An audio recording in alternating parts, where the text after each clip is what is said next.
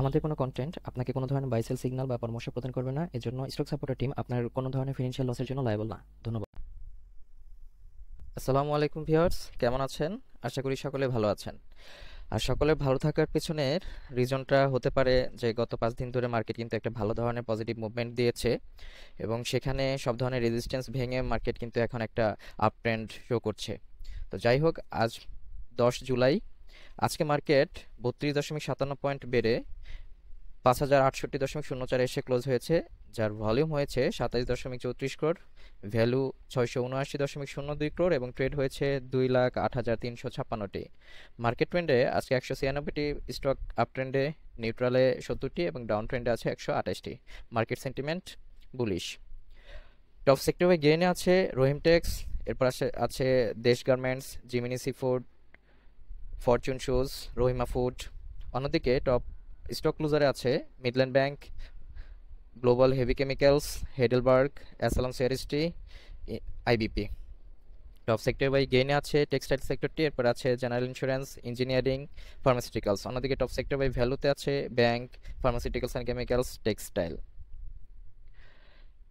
আজকে ব্লকে সবচেয়ে বেশি ট্রানজেকশন হয়েছে SEMLLECMF, এই স্টকটি 80 লাখের মতো ভলিউম হয়েছে। তো চলুন আজকে আমরা সুপার চার্টসে চলে যাই। সুপার চার্টস নিয়ে যদি কথা বলি তাহলে দেখেন মার্কেটে এই যে টানা এই কয়েকদিন ধরে কিন্তু একটা পজিটিভ একটা মুভমেন্ট দিয়েছে। গতকালকের চেয়ে আজকে ভলিউমটা কিছুটা কম, সেই সাথে আমাদের যে আরএসআই আছে, আরএসআইটা কিন্তু এখন 70-এর উপরে চলে গিয়েছে, 73 এখন চলতেছে।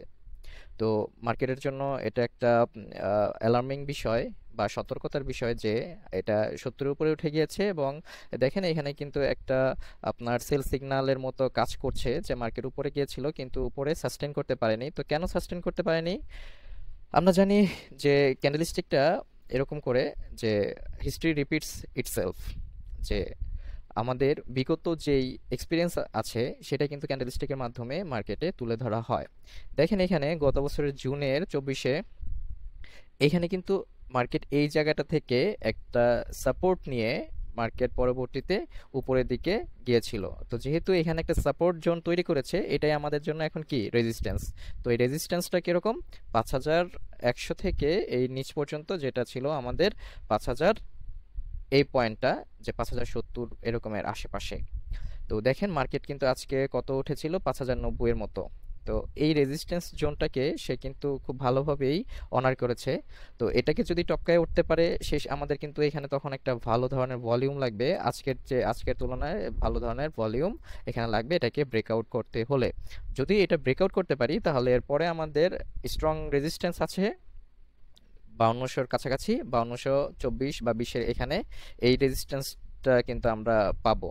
তো আশা রাখা যায় যদি এটা আমরা আগামী সপ্তাহে বা আগামী দিনে যদি এটাকে আমরা যদি ভলিউম নিয়ে এটাকে ব্রেকআউট করতে পারি তাহলে মার্কেটের জন্য ভালো। অথবা যদি মার্কেট এরপরে যদি কারেকশনে যায়, বেশি কারেকশনে যাবে না, এই এই পর্যন্ত কারেকশনে যাবে, যেটা হচ্ছে 4973 থেকে 64, এইখানে এসে কিন্তু ঠিকই মার্কেট আবার উপরের দিকে ঘুরে দাঁড়াবে এই আশা করি চার্ট অনুসারে।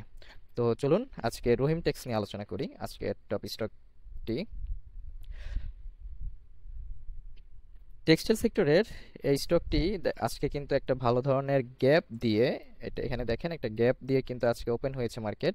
এই গ্যাপটা সে আবার সামনে এসে পুনরায় কিন্তু এই গ্যাপটা ফিল আপ করবে, সেটা খুব সম্ভবত কারেকশনের মাধ্যমেই এটা এখানে এসে কারেকশন দিয়েই কিন্তু এটা গ্যাপটা পূরণ করবে। এবং সেই সাথে দেখেন গত দিনের তুলনায় আজকে ভলিউম কম, এবং ভলিউম কমের পাশাপাশি আমরা দেখছি এখানে আরএসআই 85 উঠে গেছে, এটা অনেক ওভারসোল্ড ওভারবট অবস্থায় কিন্তু চলে গেছে। তো এটা আমি যদি একটু ক্যান্ডেলস্টিক না দেখে আমাদের লাইন চার্টটা যদি দেখি, দেখেন এখানে আমি আমার কাছাকাছি রেজিস্ট্যান্স কোথায়? রেজিস্ট্যান্স হচ্ছে ওই পোর্শনটাতে। এই পোর্শনটা কত? এই পোর্শনটা হচ্ছে 160। তো 160-এর এখানে গিয়ে কিন্তু মার্কেট এই স্টকটা উপর থেকে নিচের দিকে আসতে পারে বা কারেকশন দিতে পারে। এটা মেজর একটা রেজিস্ট্যান্স এখানে দেখাচ্ছে।